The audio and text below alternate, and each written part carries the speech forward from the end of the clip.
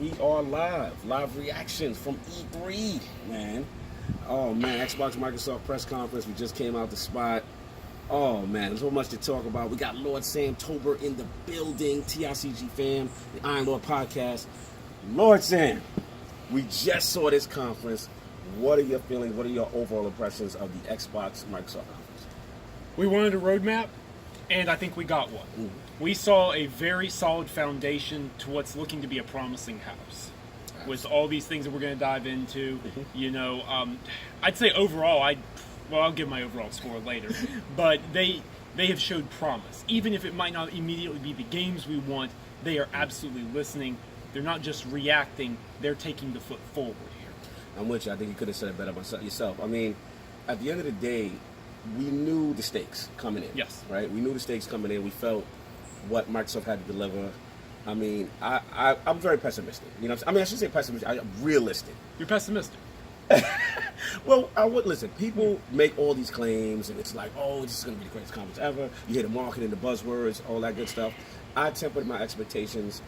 I knew realistically what maybe they can do, and I was hoping for some surprises. Right. And man, we got some surprises. You know what I'm saying? Okay. So let's get into these talking points, man. Okay, so I mean, I think we have to start with the biggest thing, which in my opinion was the Megaton.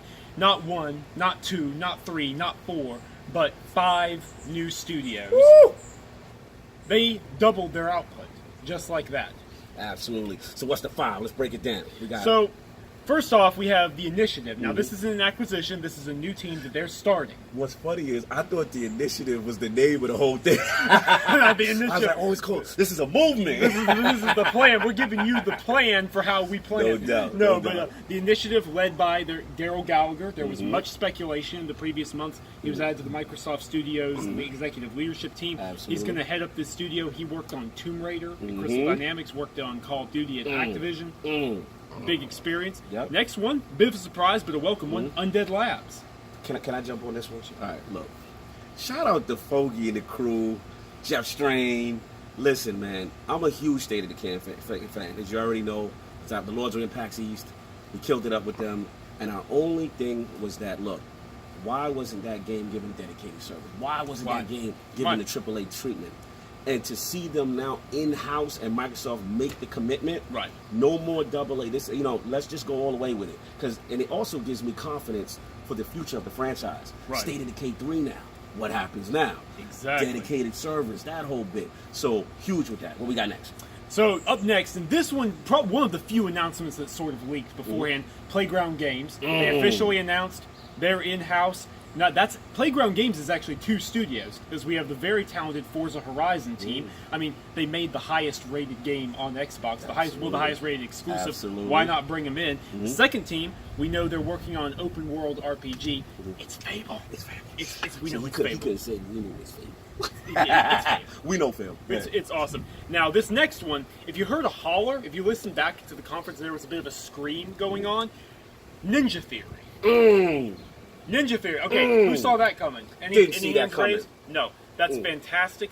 They made Hellblade, which fantastic, phenomenal game. But there is a relationship going back several years. Break it down, Kung Fu Chaos. That was an OG Xbox title. Not a lot of people knew about it. And this is a very talented developer. They've always made different games. Heavenly Sword, for example, very, very different. Absolutely. And they've actually released a video explaining why they were okay with Microsoft bringing them into the fold. Break that down.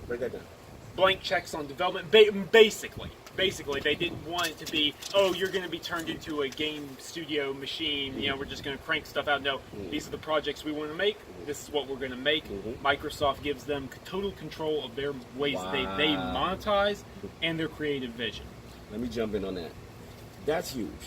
It's huge for me for 2 reasons. Because I look at Microsoft and I look at the history.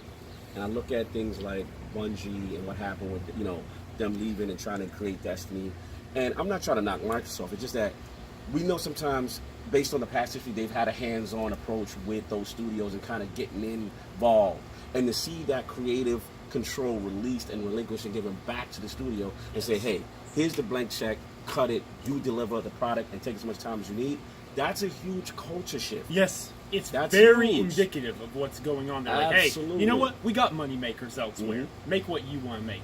Fantastic. Huge. Last but not least, Compulsion Games. Maybe the least known of the bunch. They made We Happy Few. It's coming out. And it's actually going to be getting that narrative mode that everyone really, really wanted when we saw that teaser back in 2016. And then the early access came out and people were like, wait, this is just a survival game. What's going on? But hey, it looks like we're actually going to get that creepy Bioshock-esque story. I'm down. Let's see what they can do. Listen, I'm with that. I mean, I'm definitely with that. And a shout out to Phil. For, like, I like how they did that segment visually. Yes. Like they had each segment, and then you thought it was only two, and then another one, and then another one. Because they didn't leave room Right. when they were doing the segments. It took up the whole screen, and then they sort of folded back. It was like, wait, there's room for one more. Yes. Oh, wait, there's room for another. Yeah. Oh, good Lord, there's room for another Yo, one. that was the way they did that. I thought, again, and we're gonna get into the end of the show, Right. but I felt they're taking a page and learning from Sony. Yes. One thing that Sony does, theatrical approach. they know how to present.